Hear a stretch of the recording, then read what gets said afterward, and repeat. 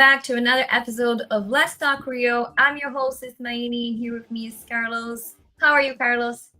Hey, Nini. So here we are back with one more episode, and we are going to be answering a lot of questions today because we're going to be talking about the top 20 questions first-time home buyers wish they had asked. And we're going to cover all of that. That way you don't wish, you actually did ask, and you're in a very good position to buy. So that's going to be it for today. Lots of good information, so stay tuned. And before we get started, please, if you like this type of content, what we do, Carlos? Like, share, and follow for more. Yes, so we can always bring more of this for you guys. And if there's anything in particular you're looking for to listen from us, please let us know in the comments, send in a message, DM us, whatever is the easiest for you. But let us know what would you like to listen to from us the next episode, okay? We love ideas. We always need ideas, so please let us know. Yeah. Okay. So as tradition goes, we're going to do our myth of the day. So the myth of the day today, after I get pre-approved, I am guaranteed a home. Carlos. So why is it not true, Carlos? Explain to us. Well, pre-approval is just the beginning of the process. Yes, your odds are better if you get pre-approved versus, pre-qualified. But a pre-approval doesn't guarantee you're going to get the home. A pre-approval just kind of says, hey, we went over these documents and everything seems to, be in place, but it still has to go through underwriting. The house still has to appraise, title still has to come back clean. And, people do make, we're going to say mistakes. Sometimes they leave their job. Sometimes they buy a car. Do not. Sometimes they go and buy furniture for their new house that they just got pre-approved for before they get the house. And then they no longer qualify for the house. So pre-approval is not a guarantee that you're going to get the home. It's just initial stuff. Yeah, thanks for clarifying that. You're not guaranteed a home until you go through the actual mortgage application, underwriting, and receive that final clear to close, which it takes so many different steps. And that's one of the things we actually mentioned in a previous episode where you are supposed to you could even obtain a underwriting approval ahead of time. And even that still does not guarantee you the home because there's appraisal and title to be cleared as well. And it's subject to, changing circumstances. If your circumstance changes, then so does your approval. Exactly. If your financial profile picture is no longer the same, that snap of you changes. That's it. Everything could change along the way with you. Because when you're pre-approved under certain parameters. The moment your parameters change, your approval changes also. Yeah, so keep that in mind, guys. Or lack thereof. yeah, exactly. Yeah, so we're gonna get into it, and today's we are gonna be using a handy dandy presentation to kind of go over all the top 20 questions. And if you guys have questions while you're watching this, please send them over. If you want us to comment on something, please share with us, and we can bring that up to you guys as well. So here we go. Top 20 questions first-time home buyers wish they had asked. Let's go number 1. What is a mortgage? I'll let you answer to that. That's your round. All right. So mortgage is a legal agreement between you, the buyer, and, for example, me, the lender, which pretty much pledges, the home as security for the loan. So essentially, you uses the property as a guarantee that you're going to pay back. And in the event that you don't pay back, then the bank can take that property back from you and sell it. Normally that's a foreclosure when that happens, and your credit goes bye-bye. Oh yeah, don't do that, guys. If you're gonna buy a house, make sure you can pay for the house. I mean, the bank's gonna make sure you are able technically to afford, but just make sure you do make the payments. That's very important. I think one common question that I can bring it up during this section here that I get from buyers is that, because the bank is giving us the money and we're using the house as their guarantee for the loan, does that mean that the title is going to be in the bank's name? Right. So the title is going to go under the bank and the buyer's name. So it'll be, 123 It will be Main deeded Street, to the owned buyer. by, yep. It'll be 123 Main Street. It'll be deeded to the buyer. And then the bank will put a lien on it, which means that if you try to sell it, the bank gets paid first. Yes. And then you get the proceeds. Perfect. Yeah, that's a common question that people just don't understand. Like, oh, do I actually own the house? And yes, you do own the house, but there's a lien on the house to the bank in case you do default or if you decide to sell. That bank has a guaranteed payoff of the amount that they gave you to purchase the property. So that's how title works on mortgages, with purchase with mortgages. Yep. Yeah. Let's go number 2. What financing options are available? Well, there's many different options, right, Carlos? Depending on each buyer. Yeah. So you have your conventional or your qualified mortgages, which are 30-year fixed, and then you have your non-QMs. So let's start with your conventional stuff, which is the easy stuff. You have your VA, your FHA, your USDA, your conventional. New construction, but like new construction can fall under a lot of those, so it's not really its own thing. It's just the type of property. Yeah. And then you have your non-QMs, which are like your bank statement loan, your DSCR, your asset depletion, your PNL loans, a lot of different options when it goes into the creative financing side. You have your ITIN loans for people that don't have social. You have your foreign national for investors that are from another country and want to invest in the US. So there is a plethora of different loan programs out there. Yes. Or financing options. And then one of the reasons why we want you guys to do a pre-approval, first step is because Carlos or any lender you decide to work with will be able to determine what's the best loan option for your specific situation based on your financial profile, your budget, your savings, your, whatever is the best financial option available to you. That's what they're going to look into your profile and decide and determine. And they're going to let you know here, this is what's going to cost you to go this route, and this is going to cost you to go this route if there are more than one route option available. So right. Sorry. So I'll give you a perfect, for instance. I was talking to a business owner today, and I was doing my pre-screen, and I'm like, hey, so let me ask you a few questions, get a better differential situation, Yeah. And as I'm going through the questions, she goes, I own a business. I'm like, all right, great. How much do you report? She goes, oh, well, I sold, I made like $397,000 last year. I'm like, that's awesome. How much did you tell the IRS you made? She goes, oh, 16,000. I'm like, all right. So ooh, baby. Normal programs are out of the way. Let's upload 12 months of bank statements and see how much we can qualify you for that one. So, through our conversation, we could determine, what program you're more than likely you're going to go with. Yeah, exactly. Yeah. So that's why that pre-approval is so important to help you as the lender qualify that buyer to the right type of loan that makes sense to them. Yeah, because if it was just a pre-qual, then it would be like you'd call and say, hey, how much you make? Oh, I make $300,000. Great. You're pre-approved to buy whatever you want.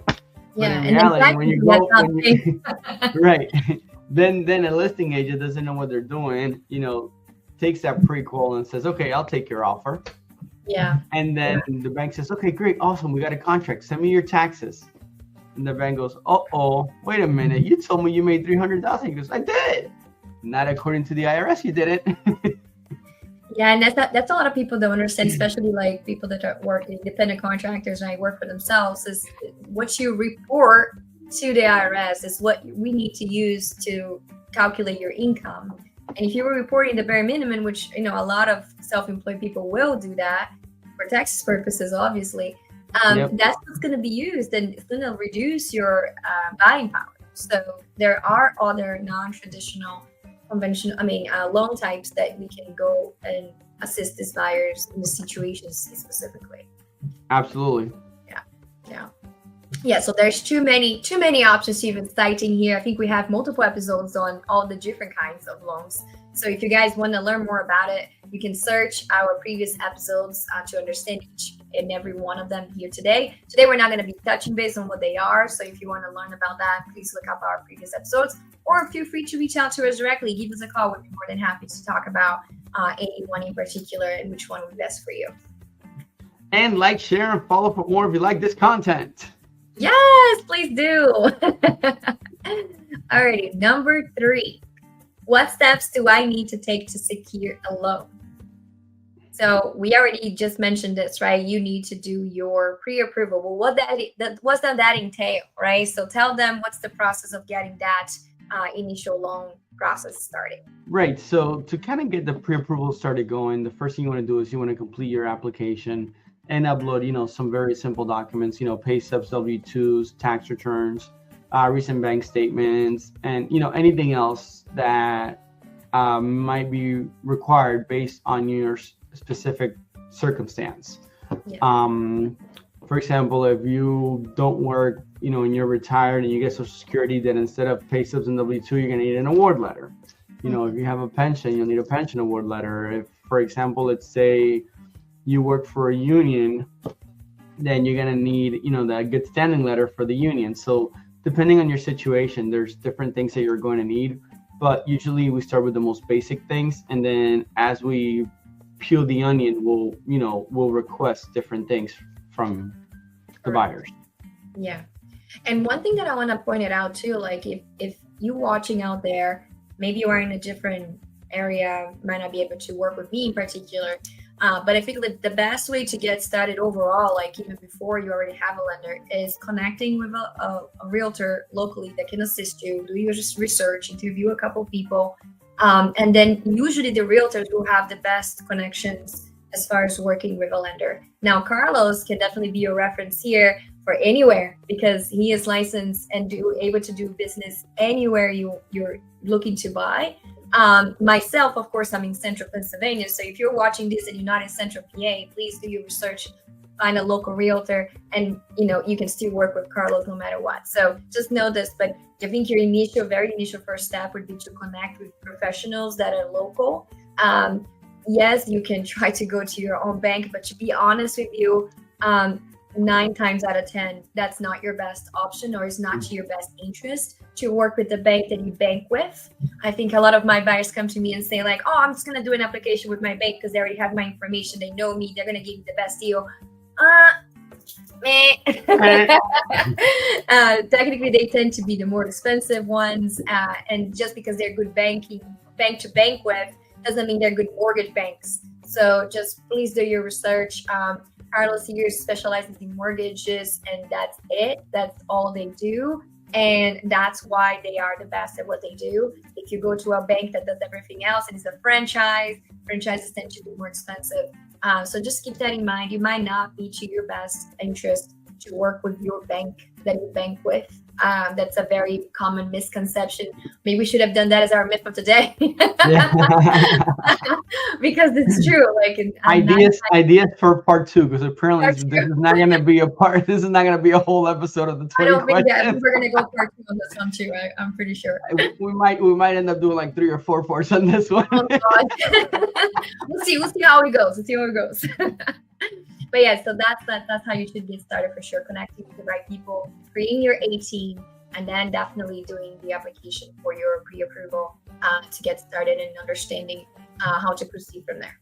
So. And I was gonna say also, like, Nini might not be your realtor because you're in another state or something, but for the most part, the programs are the same and it's the same idea. So if you want to reach out to her, you can, and you can pick her brain. And she knows a lot of people, so she may be able to recommend someone in your local area that you can work with, that she can recommend to you. Yeah, thanks for saying that, because that is very true. Like, we have a very large network of realtors across the country. So right. I would be more than happy to interview even a couple agents on your behalf and find the better one for you to represent you where you're looking to buy. That's something I do all the time. So if you are not necessarily looking in my area, maybe you're looking in Florida, maybe you're looking in Georgia, I can definitely assist you. Or even if it's within PA, but like Pittsburgh area, which is 3 hours away, I can still help you find, a renowned, good agent to work with you over there. So yeah, please, thanks for bringing that up, Carlos. That's definitely something that we can help for sure. Yeah, absolutely. So number 4, pre-qualification versus pre-approval. Oh my gosh, we already talked about this so many times, so I'm going to let you just kind of reiterate the difference, the importance of one versus the other. Right. So, like I said, the pre-qual is usually done over the phone, and you can kind of tell me whatever you feel is your reality. Right. we'll put it that way. Your truth. Whatever you feel is your truth, you can tell me it. But whatever you understand your reality is like, because, hey, listen, Carlos, I really am making $300,000 a year. I might not report it, but I'm living that lifestyle. So it's just a very nonchalant conversation where you kind of just tell me where you are financially, and that would be your prequal. I don't do prequels, so that's, if you were going to get a prequel, that's how it would be done. But we don't do those. We do pre-approvals, and with a pre-approval, you'll submit your application, upload your documents. We'll do a soft pull on your credit because we never want to hurt your credit if we can't help you yet. So we'll do a soft pull, structure your application, and kind of, if you're not ready yet, we'll tell you what you need to do to be ready. Yes. Yeah. And I think one thing to point it out too, just because the bank provided you with a letter that says pre-approval does not mean it is a pre-approval. Okay, guys, because I also get that all the time. Clients will come to me, well, but my fee says pre-approval. I'm like, okay, did you submit documentation to them? No.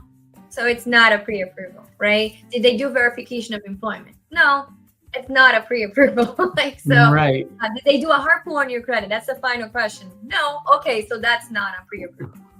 You can I would say the hard pull is not necessary because depending on the programs, you can get away with underwriting with a soft pull. Gotcha. Depending on the situation of the buyer too, if they're like on that little gap, like very small range, right? So, so like unconventional, you can pre-approve with a soft because you can run underwriting with a soft. If you're going with the government, then you have to go and do an actual hard pull at some point. See, that's why we have Carlos. But yeah, so make sure you understand the difference. Just because it says it is doesn't mean it is. So understanding how you actually obtain one is important. And just to kind of let you guys know, when we're looking for a home and we're starting to shop more seriously, you do need to have a actual pre-approval letter. Pre-qualifications, even though they say pre-approval, does not allow you to actually put offers on the property. So just keep that in mind.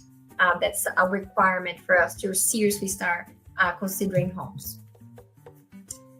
Number 5, what is a credit score and how do lenders use them? That's all you. Today's it's a Carlos episode. Oh man, I see that. So your credit score is kind of like what you're graded on.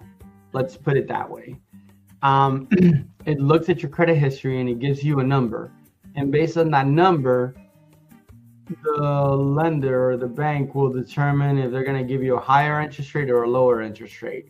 The higher the risk, the higher your rate's going to be. The lower the risk, the less the rate is going to be. That's why it's important, that we take a look at your credit, even if it's a soft. If you're not ready, say, hey, listen, like we have a mutual client who has some small collections that are really hurting their credit because they're fairly new. And if they pay it's less than $500, if they pay those $500 off and they get it deleted, their credit goes from a 625 to a 709.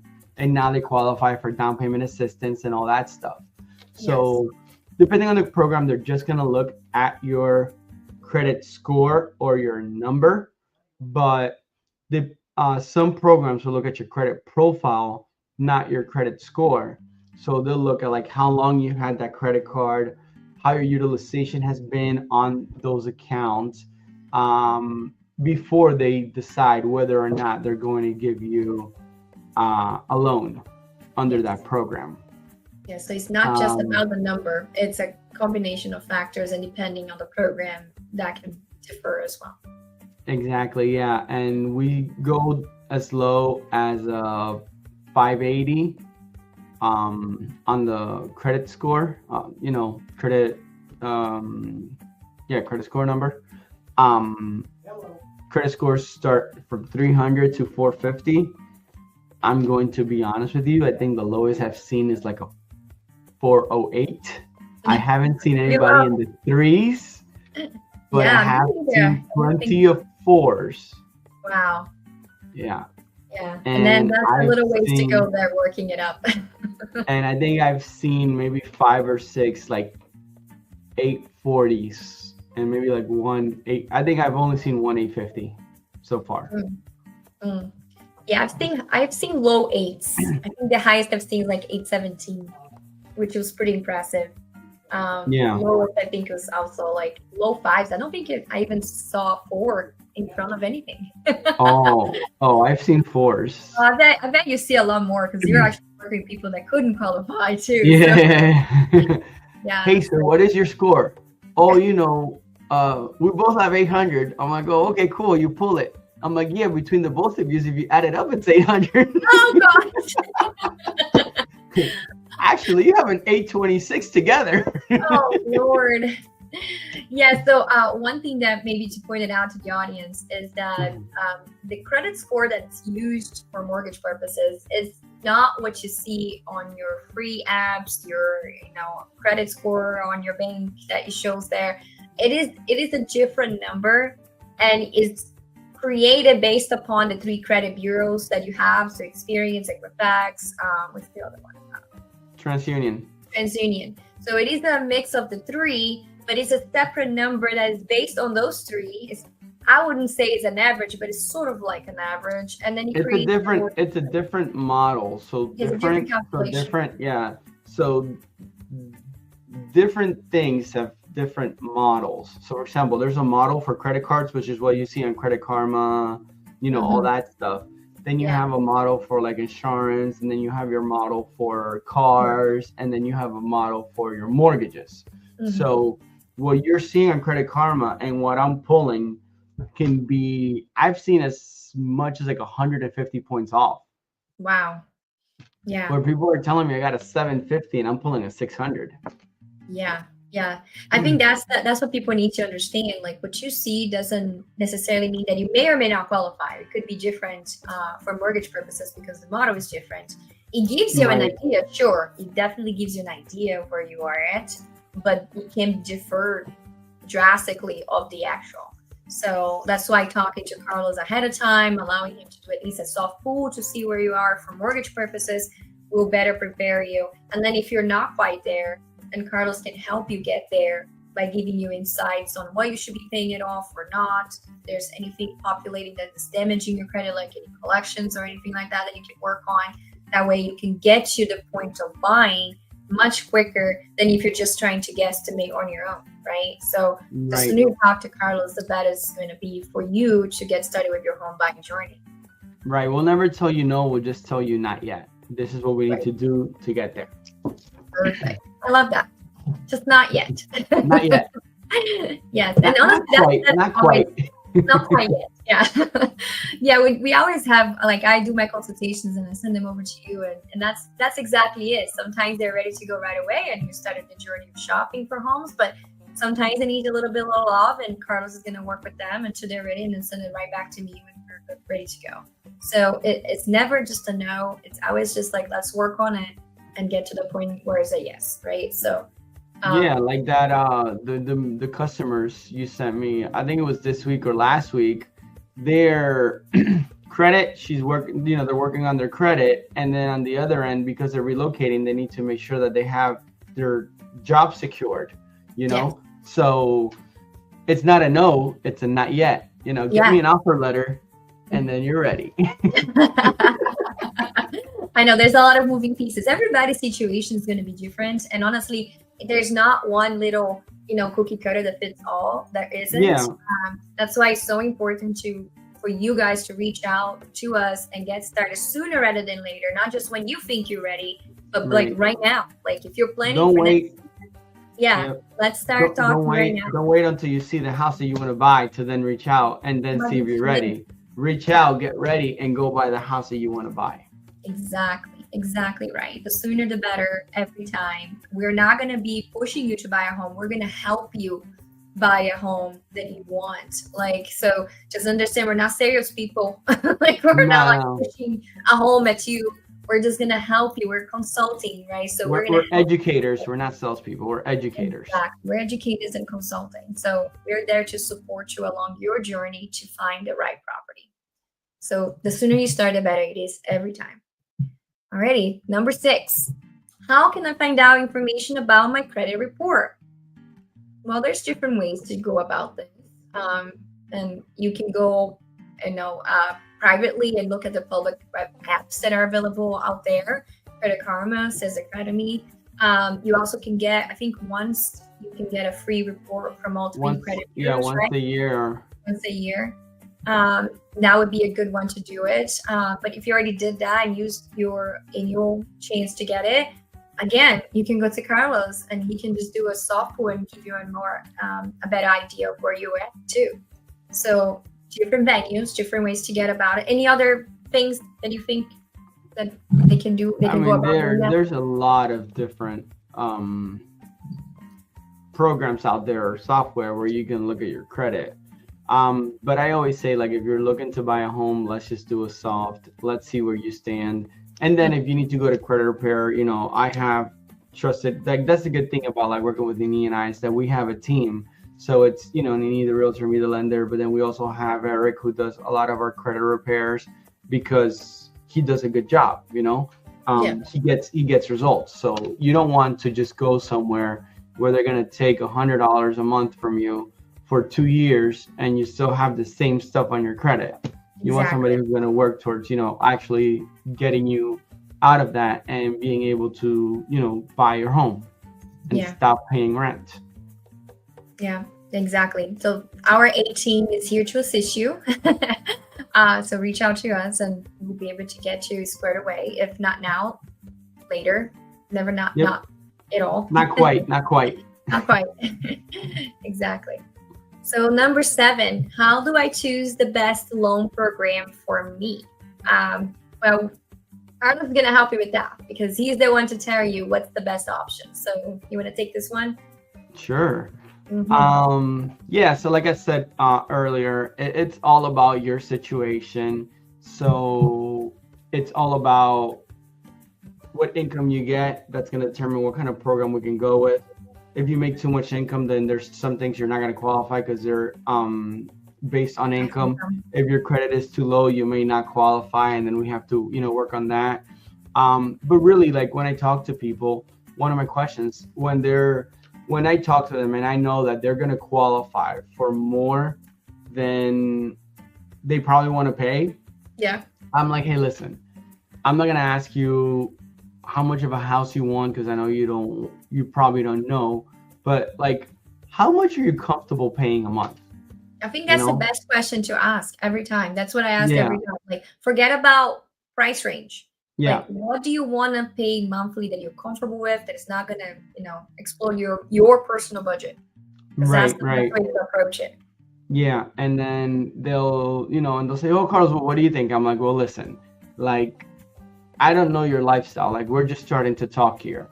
I don't know if you're the type of person that likes to go to a restaurant every Friday and have a steak, and when you look at your monthly budget, when you look at your monthly budget, you're blowing $800 a month on steaks, because every time you go to a restaurant, it's $200. You know what I mean? You're talking about yourself, or okay, never mind. So like if that's important to you, then maybe we don't go and push your budget to the highest, because then you won't be able to afford that steak, and then you're not going to be happy with your house. Exactly. So how much are you comfortable with paying monthly and maintaining your quality of life or your lifestyle to be able to buy a home? And then some people will be like, oh, you know, Carlos, they always hit me with the lowest is the better. I'm like, all right, that's great. Where do you want to live? And then they start telling me, and I'm like, all right, and you want a single family with a 2-car garage, but you only want to pay $1,300. Listen, we're gonna have to. That's my response as a realtor. Like, I'm sorry. That's not quite. That's buy a house back in 1985. Then we can talk. Oh no, that's not happening. Let's get more realistic. You know, you can realistically afford here. You're probably looking for something that's gonna put you right about here. Your max is gonna be here. You don't have to hit it. It's okay if you want to start looking at properties that are going to show you, you know, that are going to keep you in that price point. But when you see that you're not there, just know that your payment's going to be somewhere around here. Yeah, I think having these conversations ahead of time, it's really eye-opening for a client to get started, because they need to understand exactly, okay, if I want to get this house, what the realistic expectation of cost is going to be. And that's why the conversations that we have with these clients ahead of time in the very beginning, we're doing our buyer consultations and, you know, pre-approvals, is really for them to also understand what to expect. It's an eye-opener. It's an eye-opener for them, you know? Because when they come to you and they're like, oh, Nini, I want the single home with a 2-car garage and I'm paying $1,100 a month. He's going to be like, nope. Sorry, those sold out just now back in 1996. You know, like, I don't know, something like that. So, yeah, so just understanding that. And I feel like the other thing, too, about you determining the best programs for them is understanding what their goals are. Because if they're planning on selling this house and moving on to another area or buying another house in 2 years, we're definitely not going to be recommending, you know, maybe grants or programs where they have to pay it back, you know, if they do it in a certain amount of time. So that's kind of like things that we're going to be learning as we speak to them, right, and making those better recommendations based on their needs. And everybody's needs are different and situations are different. So different programs may be best for some and not for others based on what that looks like.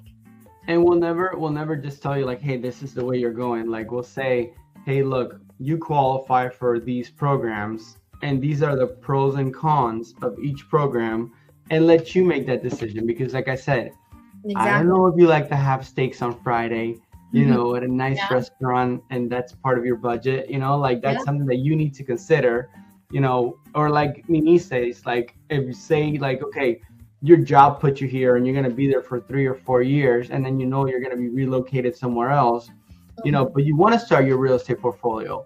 So you're not going to sell, you're going to rent. So you're going to want to get somewhere where it's going to be marketable, where it's going to be easy to rent, and that it's going to cover your mortgage, so that you can go out there and get something else, say in another state, wherever you get positioned next or relocated to next. Yes. Yeah, exactly. Yeah, so there's a lot of factors, and the conversations that we have ahead of time and the questions we ask you is really to determine that and to make the best recommendations of the programs that are best fitted for your needs based on those conversations. So that's kind of like the answer, the complex answer for this question, I guess. There's a lot involved in this one. So let's go to number 8. What types of loans are available? I guess we kind of covered that in the beginning on question number 2. But I guess there's many to choose from. Like I said, there's different kinds. Do you want to talk about maybe some of the like that first-time home buyer one, conventional, that you have? Because that's a unique one that not many lenders have. Yes. So yeah. So first-time home buyer programs, you know, that's what everybody asks about first. So those are the programs that we were talking about, where like if you make too much money, you might not qualify. If your credit isn't there, you're not quite there, so you might not qualify. Like Nini said, if you're gonna be selling it and like, let's say less than 10 years, you might not want to go that route because you have to pay that money back.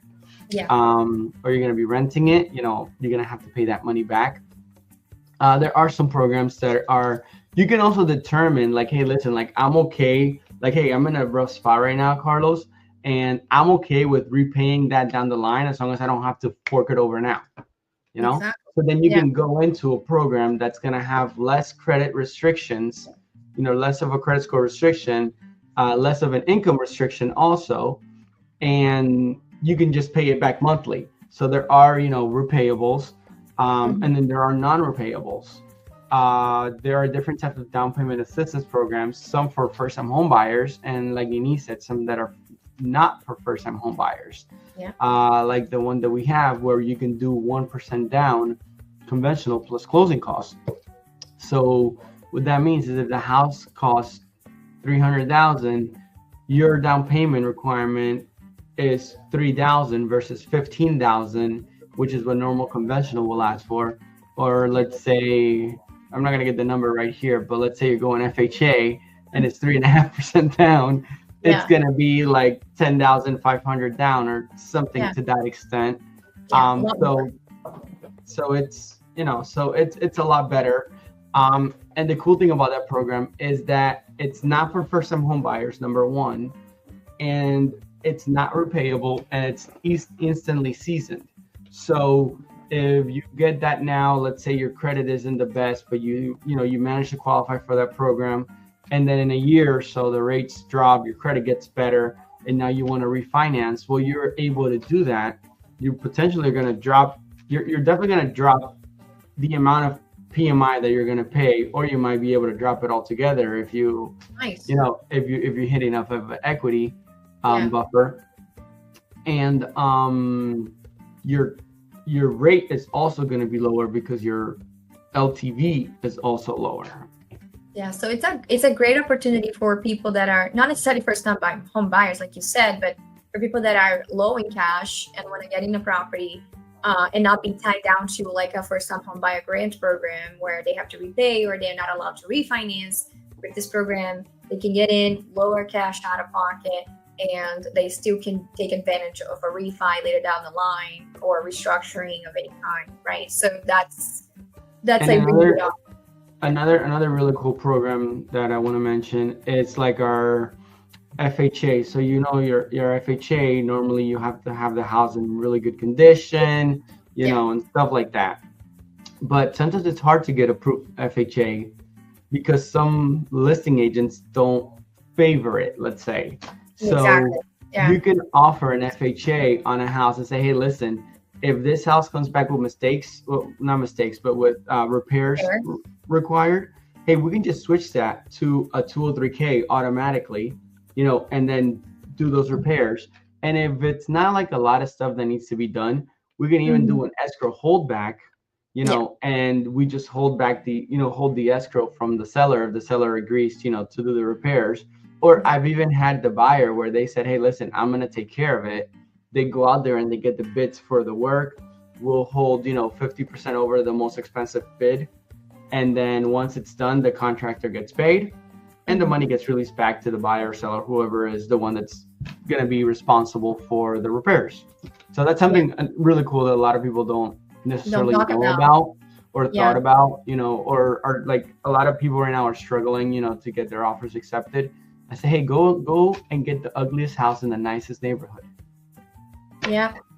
And I love that you brought that up because the FHA 203K is something that is not very spoken about, and it is one of the best tools that we can have in our toolbox as agents. And this is a shout out to agents out there that are not used to this, not taking advantage of this too, because it doesn't have to be just from repairs. Like if your clients are struggling because they're always going for the prettiest house on the block that has 20 offers, tell them, like, you know, that one that their carpet was green, pink, red, and nobody wants it, but the layout and the size and everything else is great. Well, let's go get that one. And then you can get the budget from the renovation to buy it. Most likely it's going to be cheaper anyway. You're not going to have to compete. And with the FHA 203K, whenever you switch to that, or even if you start with that from the back, from the beginning, you can go 110% of the appraised value and use that 10% now to do all those renovations that you were probably going to do it anyway, but as part of your loan, as part of your purchase process, so you don't have to take money out of pocket to do it later on. And you will be done as soon as you close. You can already have a contractor come in, do the painting, the carpet, the ugly bathroom, whatever it be. Yeah, absolutely. Absolutely. And if it under appraises, you can switch it to a 203K. Say you're just gonna fix, you can get rid of the rugs or whatever, and put a Yeah. floor in, and Yeah. now that house qualifies because of that 110 buffer that you're talking about also.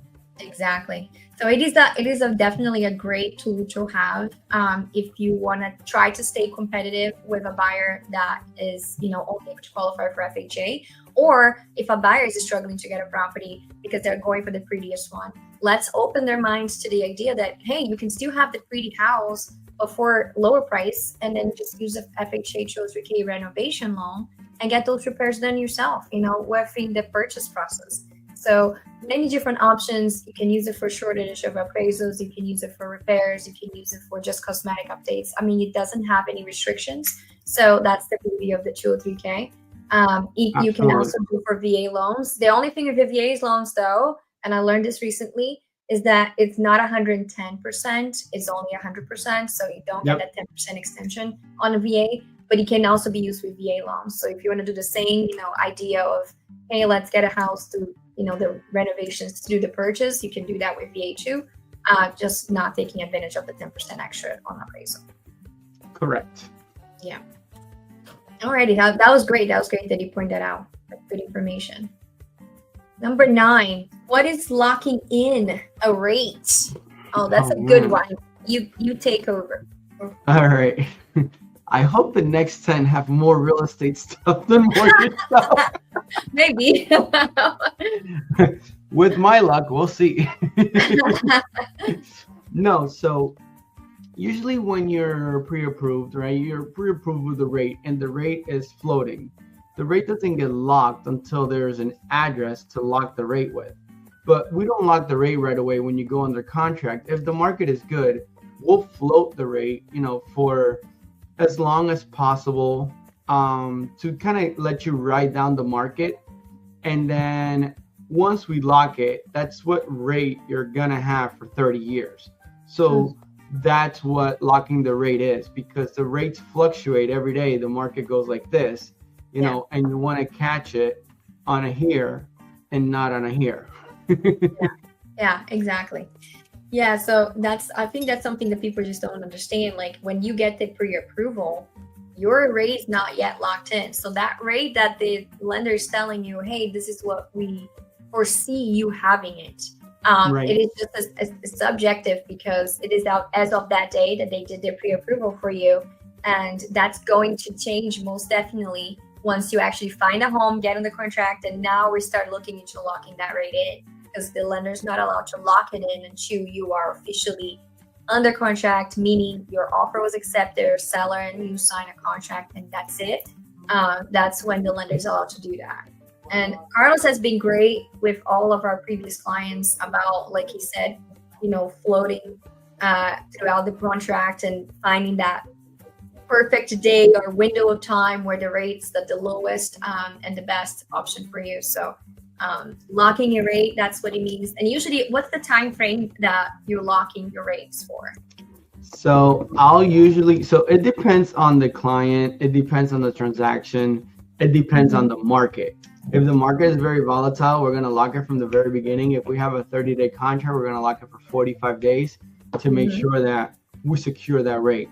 Usually if the market is good, I'll float the rate till about 10 days before closing, because then we have to redisclose, we have to get a CD out, we have to resubmit, we're not going to get clear to close without the rate being locked and all that stuff. But another thing I want to mention is that we do have programs that kind of, or software, that we pay for, that kind of update us on the market and kind of let us know, like, hey, the market is doing this. It might turn around not in your favor. It might be a good time to lock now. And if, let's say I'm 20 or 25 days till we close, I'll call the client and I'll be like, hey, so I just got an alert to lock. I'm going to leave it up to you whether you want to lock it or not. This is your price as of today. If you want to lock it, I'll lock it for you right away. If you feel like this is just temporary and the market's going to get better, it's just, coming down to go back up higher, then, we can ride that wave because we have enough time and the market hasn't been doing anything too crazy recently. And some people are like, hey, Carlos, I'm going to float it. I'm going to take the risk. You know, like there was this one client I closed in Florida, I think about like 2 months ago now. He was very rate conscious. He would follow the market with me and was like, hey, you know, like I think this is going to be good for us and this and that. I'm like, all right, great. I said we were getting close to his closing time. I think we were like maybe like 2 weeks out, and I got an alert to lock, and he didn't answer my call because he's a business owner. So he was like in a meeting or whatever. He didn't answer my call, and I said, you know what? I'm not gonna chance it. I'm gonna lock it. You know, because I don't want to risk it. And then he calls me back. He goes, hey, I saw I missed your call, whatever. I say, hey, man, I got an alert to lock. I locked your loan. And he goes, no, I didn't want to do that. I didn't want to lock my loan yet. I was like, all right, great. Well, at least I locked the loan, so I protected it. But I'm also able to release the lock and let it float again if it's the same day. So as long as I do it before 4 p.m., like if you tell me before 4 p.m., hey, I don't want to lock, release it, I can release it and let it float again until you're ready to really lock it so that we can close. Yeah, no, that's good for people to understand how that works. And I think that one thing that they need to understand too is that there's a cost associated with that lock as well, especially when it comes to having to extend a settlement. Like if the settlement date changes and now we're past that lock period and need to extend it, that can have a cost associated with that extension. Do you want to try to just explain a little bit more on that? Yeah, so that actually happened with this customer. Because it did, because once we locked it, we only locked it for 15 days because we were so close. And I asked him, like, because the shorter the lock, the less amount the client will pay for that rate. The lock itself. So you're gonna get a better price on your rate when you're locking 15 versus when you're locking 30 versus you're locking 45, 90, you know, whatever it is. The more you're locking, the more you're hedging against the market, the more the bank is going to charge you for it. Yeah. What happened with this one was that when we were getting, we were out to the wire. No, listen to this. We were getting like the final documents from title, and then it turns out it was in a condo with the HOA. The HOA got a lawsuit against it. Oh no! Or a lien against it because of some work that was getting done that I guess the HOA said it was $300,000 worth of work, and the people were saying it was $1 million worth of work that was done to the property. Jeez. So then we had to extend. I'm like, hey, listen, like this is gonna cost you, so you need to figure out like if you're not gonna close for 30 days, that we can release it and we just relock wherever the market is, or you can just extend, until you're ready to close. And I think he ended up extending like 2 weeks. Gotcha. So, and there is a cost associated to that. I think it was like 2 basis points a day or something like that the lock usually costs when you extend. Yeah. So definitely something to understand and think about it, especially, considering the time frame of processes and whatnot. So today, guys, I think that's going to be it for this episode because we are definitely pushing closer to the hour. I'm going to stop here because I know the next topic is going to probably take a few minutes to explain too. So we're going to stop here and we're going to see you guys then on part 2 of this episode. So stay tuned. We're going to come back and you guys can, learn more yet about everything that you should be knowing and asking questions about before you get started.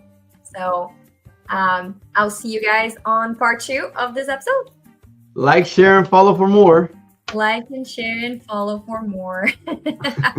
I'll see you guys. See you.